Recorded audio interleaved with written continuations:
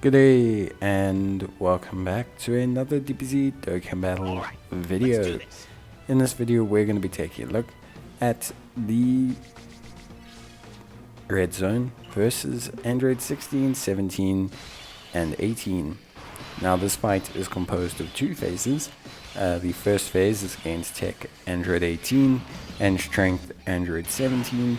And the second phase is against Physical Android 16, Int Android 17, and AGL Android 18. Now, some things you need to kind of factor in when you're building your team here. So you're going to be facing multiple types in each phase. So consider bringing Guard because you might catch Stray Super on units. Evasion is available as an option in this fight as well. And also, quite frankly, I do think it is wise to consider bringing healing, as although the bosses maybe don't hit as hard as some of the super hard red zone bosses, they still hit decently hard. Android 16 can hit pretty hard as well, and I would consider having some form of healing.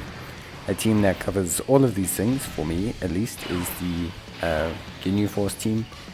I would also consider what typings you do bring. So in terms of adversary typings, pretty much everything is covered for the most part. So you have all three typings covered, so you don't really have like a bespoke typing. But think about the second phase and what you want your strongest units to be. In the first phase, the Tech Android 17 doesn't hit generally too hard, and so having an AGL type is pretty good. Having physical types for the second phase is also pretty good, as that circumvents a lot of the damage, makes a lot of it type neutral. In terms of my team build, I've got decent type coverage, but I do think overall that you do always need to think about typings when you take on these stages. Now in the first phase, Android 18 will seal you with their super attack, and Android 17 will lower your defense, and this continues into the second phase but just at a higher level. So Android 18 will seal you for multiple turns, and Android 18 will lower your defense but at a higher rate. So that's pretty much it in terms of like what you need to focus on. In terms of like the stage itself, I brought a Whis, as Ginyu provides my own source of healing, which does make things pretty better. For me at least, I like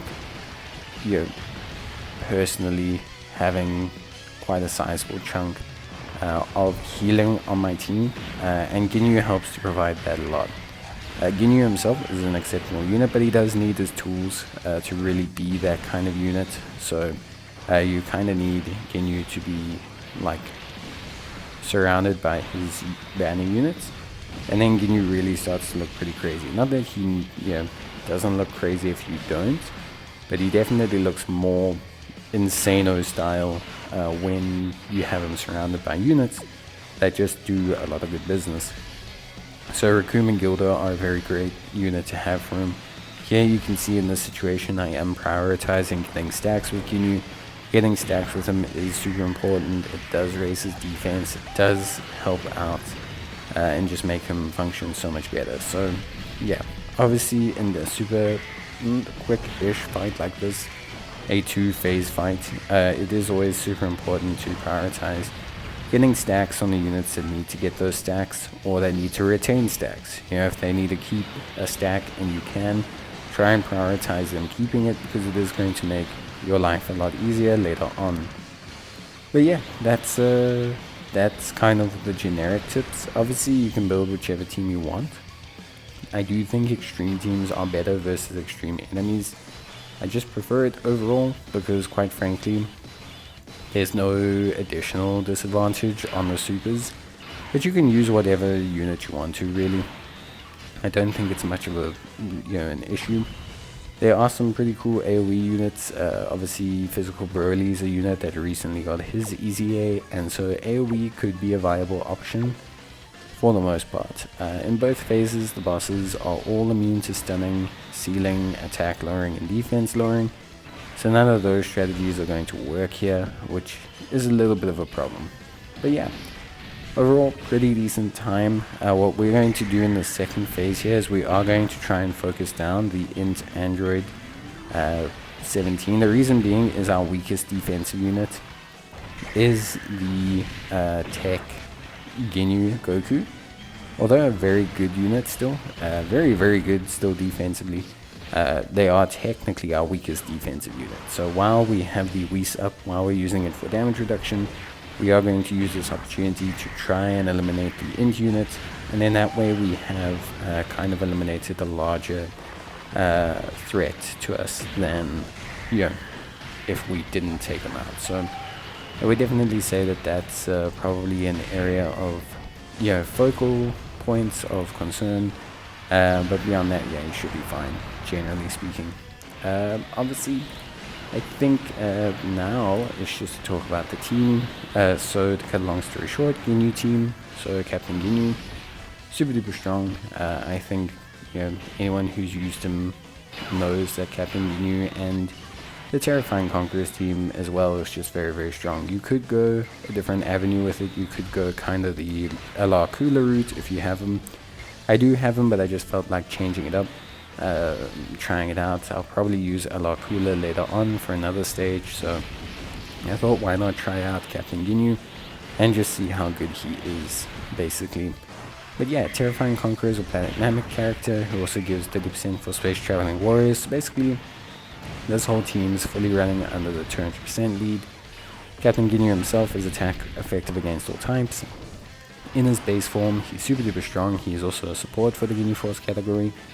And when you activate his conditional mechanic, he recovers your health by 59%, attack and defense of 200%, and will start building up crit chance, additional attack and defense, and evasion chance. He also has a chance to 4C super attacks when there's an ally whose name includes Jace on the team. So for us, the Jason Bertie unit that we're bringing is going to fulfill those requirements.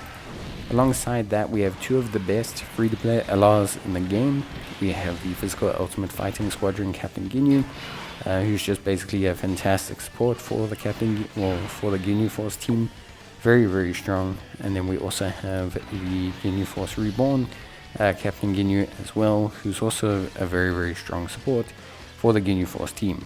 So between the two of them, we basically have 60% Ginyu Force supports who can reach up to the late 300s, 400k in defense, and are just very strong. So that does help. We also get a little bit lucky with an evasion there from our next important unit, although all of them are pretty important. I think this team, when you have every piece, is very strong, but it is very dependent on having every piece.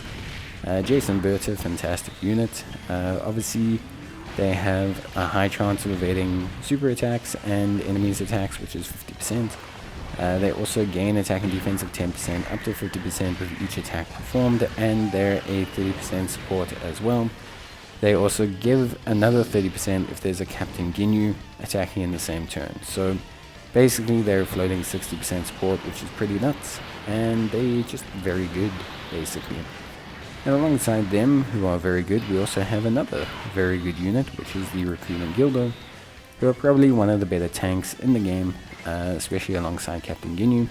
Alongside Captain Ginyu, they're incredibly good. They have guaranteed guard capabilities, which is fantastic, and because of that, they're just super duper strong. So their ability to guard all attacks alongside Ginyu basically means that you're pretty much sorted. As you can see there, they do more than fine. They actually cop 2 super attacks here, which is pretty impressive. And they get sealed, but that's okay. Them getting sealed is really not like a major problem. Them getting sealed is realistically a solvable issue, I want to say. It does also give us the ability now to transform with Captain Ginyu, which is something that is going to help us, because we are now exiting our Whis buff period, where we have like a lot of remaining buff from using Whis items, and so now we are going to have to consider what our next options are going to be. And transforming Captain Ginyu is something that it is slightly detrimental to the rest of the rotation, because obviously you do lose Captain Ginyu's Ginyu Force buff for the rest of the team. But overall, I think it is something that's I would probably say good overall, just a lot better. Especially if you need the heal, it's better to retain your health than anything else. So Captain Ginyu, really awesome. And then yeah, that's pretty much it. There's only one last unit, and it is a free-to-play unit. That's kind of the power of the Ginyu Force team. Because of all the high floating support, you can just run a whole bunch of free-to-play units. And some of the best free-to-play units in the game, of course, as well. So we have the physical Raccoon. Little bit of RNG here. In some ways, he only has a 50% chance of guarding all attacks. But when he does, he's more than fine. He can get up to over 340k defense. And with guard, that basically means he's pretty solid against normals for most fights. Obviously, yeah, him catching his Trey Super will probably stick us in a pretty rough situation. But yeah, at that point, everything should be more than fine. Captain Ginyu is going to eliminate Android 18, and at this point, we're looking pretty good. We do finally catch a Super without any of our Whis buffs active, but Captain Ginyu is fairly high in defense at this point, I think around 550, 600k. So though we do take a lot of damage, it's not too bad. Yeah, we obviously take a lot of damage, but we have our second heal from Captain Ginyu, so we are okay.